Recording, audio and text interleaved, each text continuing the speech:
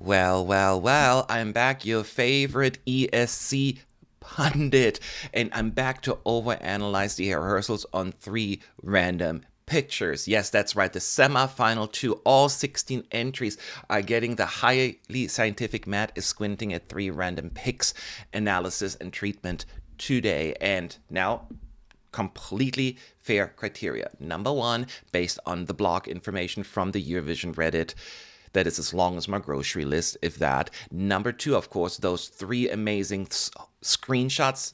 Bless your heart, EBU. And number 3, of course, my God-given right to overanalyze a whole rehearsal without seeing a single camera angle, because that's how we do it. So yes, I'm still bitter about the EBU not giving us access anymore. If you want mystery, watch a crime drama, not Eurovision, in my opinion. But as pointed out, these rankings that I'm putting together are 100% accurate. And by accurate, I mean just a random man online having too much time on his hands. So let's jump right into it. Let's talk Eurovision.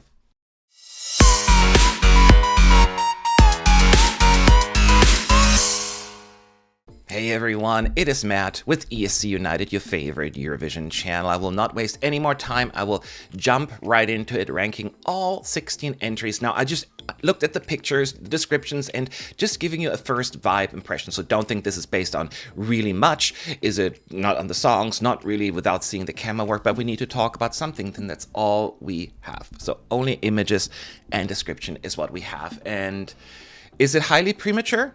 Yeah.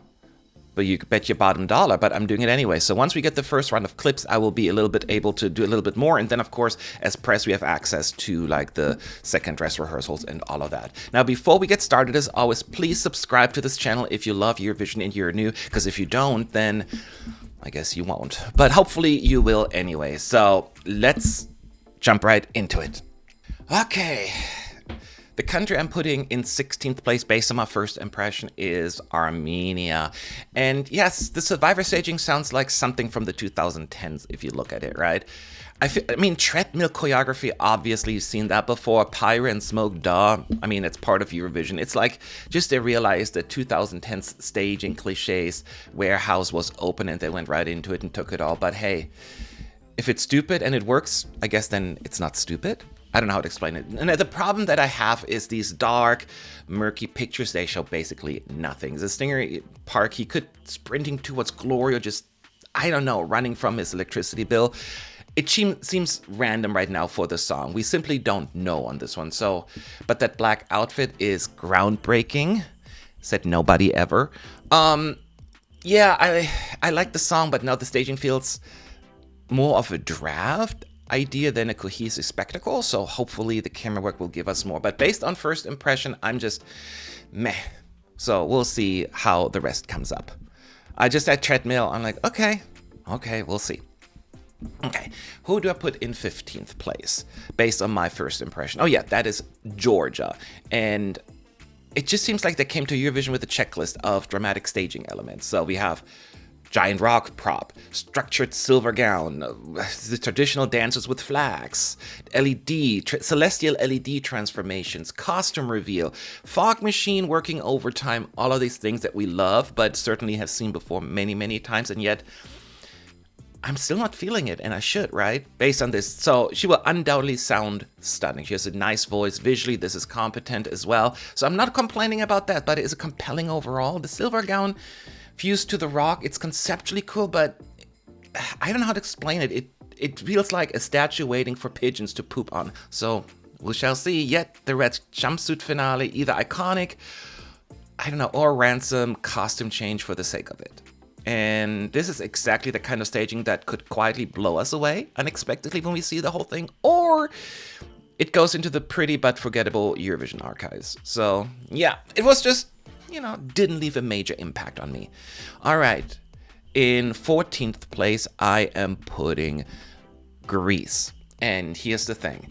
Greece is taking us on a deeply symbolic journey in which Eurovision terms at least means standing on a rock in a sparkly gown while the LED screen does the heavy lifting. And Klavier, she looks stunning. I love her look, of course, but that black dress against the dark rock is groundbreaking? Not really. Now, the concept, loneliness, struggle, the volcanic landscapes, they all sounds artistically, at least, profound on paper. However, based on the images, I'm getting, again, statue vibes more than emotional powerhouse. So that pier illusion at the beginning, what they're talking about, that is cool. I like that. And the drifting dancer, sure, yeah. But once she gets on that rock, is this the ballad or a geology lecture? I don't know. So, however, this is Greece. They never come unprepared, and that's what I know. So while I'm side-eyeing the static staging right now, I fully expect the camera work to actually sneak in and create some magic that we haven't seen in the pictures. But this is my first impression just based on what we read and saw, and therefore it's my 14th place. Then in 13th place, I am putting Czechia. Sadly, yes. So Czechia is serving like high fashion heartbreak. He's looking like Freddie Mercury's futuristic love child. That iconic silver black fit, and it's my favorite singer, Freddie Mercury, so I'm biased here. But the staging is a little bit minimalistic, but maybe minimalistic perfection. Now, it's just stark lighting, synchronized dancers, legendary descending Lego lights coming down, all of that stuff. This is exactly the kind of sleek modern staging that could either A, I will say, wow the juries with its artistic restraints, or B, leave the televoters cold. Right now, it's giving, I don't know, art gallery installation vibes to me more than Eurovision moment. So, let's wait and see. In 12th place, I am putting Lithuania. And Lithuania said, let's make Eurovision depressing, but make it fashion. And Qatar's isn't just bringing alt rock, they're bringing an existential crisis in musical form, and complete with exploding houses, flying rocks, and etc., etc. It's migraine warning to me when I look at those visuals. The aesthetics, I think they're great. Those bleak landscape visuals, gorgeous actually. The Tavo chant with strobe flashes, seizure-inducing is, I guess, the best way to describe it, but undeniably cool, so I'm not denying that. Will this be too moody for Eurovision? That is my concern, probably, but besides that, they tried to match the mood of the song and the staging, and I think this accomplished their mission. I just think it could potentially be too off-putting for the average person, but honestly, and I know I sound like a broken record, we got to see the whole thing. So that's why I'm not sure if it's too depressing right now. Maybe it'll be just like, whoa. In 11th place, I have Israel, also rehearsed, of course, and it looks like this gigantic looking chandelier prop is impressive. She sings well, so I think this will look really nice. And then in 10th place, I have Serbia, and Serbia said, let's give Europe exactly what they expect from basically a heart-wrenching Balkan ballad, and it's a dashing man there in a red suit and enough pyro to make even Sweden blush. Now, his staging isn't like reinventing the wheel, it's just polishing it to a mirror shine, I guess.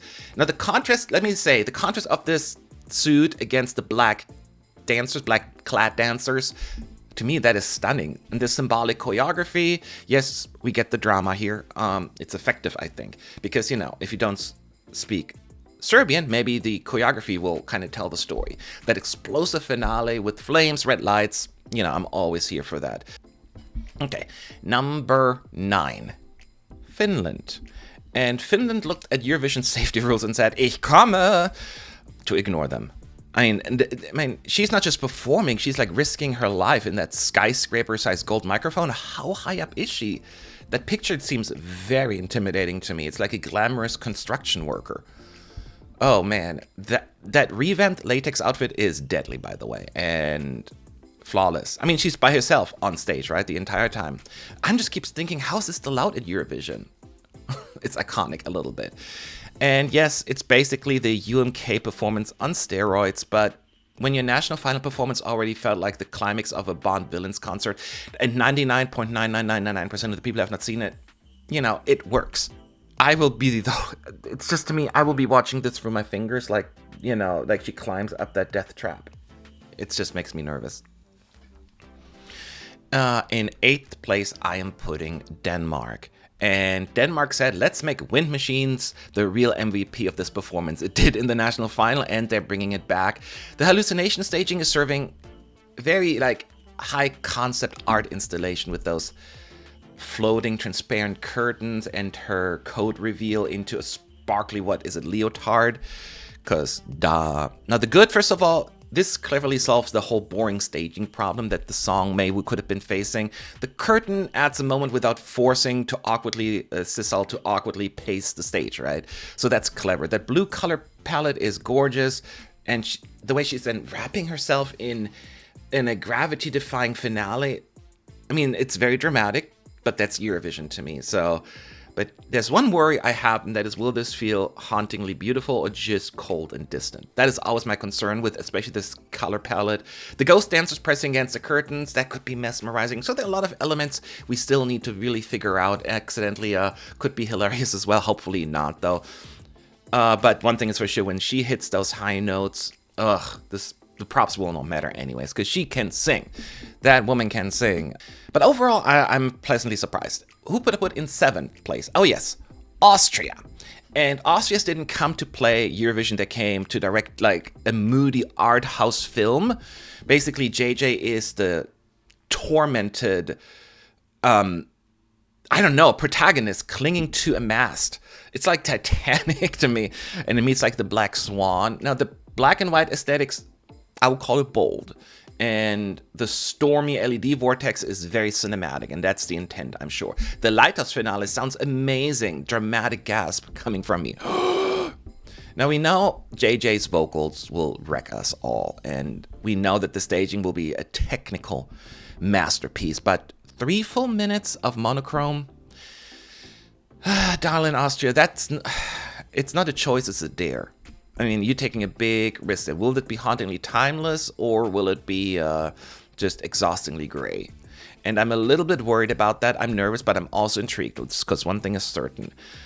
This won't blend in. It'll stand out for better or worse. It'll either be a winner, or that so divisive entry that people debate for decades. So I will have to see the whole thing. I'm worried about the black and white in the end. That's why it's a little lower on my ranking, but I do think there is a lot of potential here. In 6th place, I am actually putting Montenegro. And I guess Montenegro said, let's class this semifinal up while looking like a celestial being who's just descended from the Eurovision heavens. I mean, it is striking, that look. Look at it. She's serving what I would best describe as a structural elegance in that stunning white dress. And it has like this massive circular frame, because why wear an outfit when you can wear architecture? Yes, the blindfold reveal is about as surprising as France sending a ballad, because we've seen it before. But when the staging is this polished, who cares? Who cares? The swirling LED particles they're talking about, the blue-white lightning transition, the very strategic smoke that they have. It's Montenegro doing expensive, but on a budget, it seems, because they're not like major props. So is it groundbreaking? No, but is it gorgeous? Yeah. I do like the vibe of what they're trying to do here. So I'm actually quite impressed with Montenegro saving a buck or two and still putting something forward quite stunning. So yeah, I'm impressed. Then in number 5, I am putting Luxembourg. And Luxembourg said, let's take our national final performance and give it a glitter infection. And honestly, I think the mission is accomplished from what I can tell. The dollhouse fantasy is now bigger, pinker, sparklier, and complete with the red velvet suited backup dancer there. Very 60s puppet realness, which is the intent here. The upgrades, I think, effectively implemented. The pale pink corset dress, I think it's stunning, actually. And the silver reveal, I think that's going to be quite impactful. And just the LED house, a dollhouse, I mean, exactly the kind of whimsical Eurovision magic we all crave, want, and need. At least I do. Again, revolutionary, maybe not, but cohesive, charming, and unapologetically camp. That is what I was looking for. It's almost like a Disney animatronic came to life with those very wooden movements. So well done. So I am very impressed with Luxembourg. They came back last year with a bang, and they keep impressing, at least impressing me. So who do I have in fourth place? Oh yes, it is Malta. And Malta didn't just arrive at Eurovision, they kicked open the door with the 3-meter tall sparkly lips. I know, and they said, darling, you will remember me, and we will remember Malta. What's her name? Miriana. I'm looking at the picture. She's serving like a performance. She's serving a 3-course meal. And it's, again, camp insanity. It's like the Queen of Hearts catsuit realness there. Bouncy fitness balls. It's like a playground for chaotic theater kids. So it's could be messy, and it's extra. Absolutely extra, obviously. Could it crash and burn spectacularly? I guess they just, Malta is thinking, let's drown in glitter and die fabulous, if this were to happen. But some will hate this. I totally get it. Those people are, though, wrong. In my book. Now, Eurovision was built on unhinged spectacle, or at least it's now, and I want it to be. Malta, you better serve us. Oh, pun intended? No, but it works. Okay, now I really enjoyed it. In third place, I'm putting Latvia, actually. And listen, Latvia just summoned the ancient forest spirits to Eurovision, and I'm here for this mystical fever dream. And they aren't just like, it's hard to say, it's like they're performing, but it's more than that. They're casting spells, those gold katsus, and branch-like detailing, because, I don't know, why be human when you can be elven royalty, I guess? And that ethereal curtain, genius. I haven't seen it, I didn't see the national final performance, so I'm absolutely taken by it. And the animated tails transforming them into mystical creatures, even better. It's going to be visually, the moody pools of shadow, lights, what else? There's so many things that they described. I want to see that. It's a folklore-infused seance. Will the casual viewer get it? Maybe, maybe not. I hope, but they will definitely remember it, and that is already a big, big thing. Latvia took a huge risk sending something this artful and atmospheric. Hey, and if Eurovision has any magic left, this will be rewarded. Please, please. So I thought that was beautifully done and staged. Then the song I'm putting in second place based on my first impression is Australia, actually. The opening number, Australia, you beautiful, chaotic, milkshake, obsessed gift to Eurovision. I mean, Gojo, right? He's serving us pure 70s and 80s retro infomercial realness. Bold, neon, striped dresses. What else? A literal a literal milkshake prop like this. The most energetic dinner commercial. Come on. Yes, of course, he goes shirtless because it's Eurovision and guarantees qualification just for that alone. Oh, that's basically the real ingredients are the abs, right? Now, is this high art? No, of course. Is it exactly what I want from an opener? Absolutely. Absolutely. The colors alone would revive someone from a coma. I mean, look at that. It'll live in my brain until May. I know that and beyond that. This is so cool. It is so cool. I'm here for it. And my number one, based on first impression,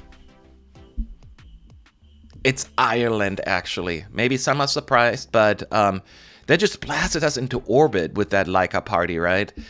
It is so weird. It makes somehow singing about a space dog's tragic demise and sounds like the grooviest nightclub in the galaxy. And I know it turns some of you off, but this is not about that. This is about the staging. Emmy's upgraded, like, metallic space disco look is stunning to me. It looks really good. The lunar module platform is iconic, and the neon planets and constellation on the LED is just the chef's kiss. Like the constellation, like in particular, that is grand, and it looks amazing. Yes, some people again might side-eye the whole concept. Wait, are we celebrating a dead dog here? But let's be real, half the audience will be too busy actually just looking at the visuals and vibing with the catchy tune. So I don't think it's going to be an issue.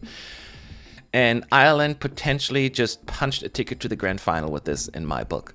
So I love what I'm seeing. I'm excited. So again, this is just on my first impression of the rehearsals. This could, of course, change once we see clips and, of course, the full run-through of the actual full dress rehearsals. What was your first impression? Which one did you like? Where you disagree? Which one was your like meh one? Leave your thoughts below in the comment section. Again, all 16 acts.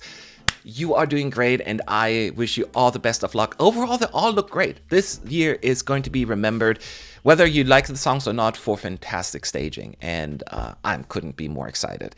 So I'll see you all on the other side.